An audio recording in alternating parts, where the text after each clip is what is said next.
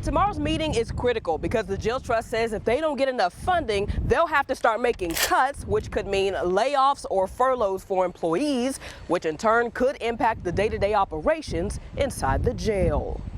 However that comes down, but when you run out of money, we're not, we can see what's going on in the nation's airports right now.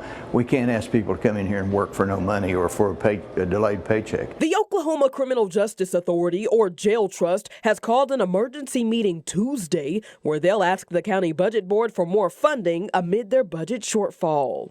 A second agenda item will be if we don't get that positive vote, then we have to talk about what we're going to do in terms of layoffs, furloughs, a combination or both or one or the other. Trust Chairman Jim Holman says if that funding doesn't come through, they'll need some outside help to keep the jail running, whether that's the National Guard, Department of Corrections, or Department of Justice. And if the National Guard comes in, somebody has to pay for that because that's not free.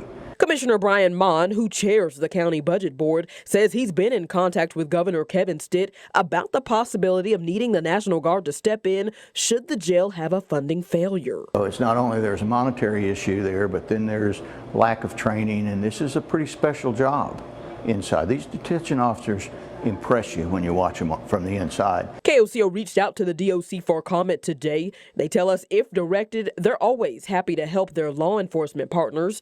They've not been included in communications about the operations at the county jail. I'm cautiously optimistic that they're seeing that the jail operations are in line with what they should be, and that we're trying to do a better job and spend the money well, county money. And tomorrow's Jail Trust meeting is tomorrow morning at 9 a.m. And then directly following that is the budget board meeting. Of course, I'll be there to bring you the very latest. Reporting in Oklahoma City, Megan Mosley, KOCO 5 News.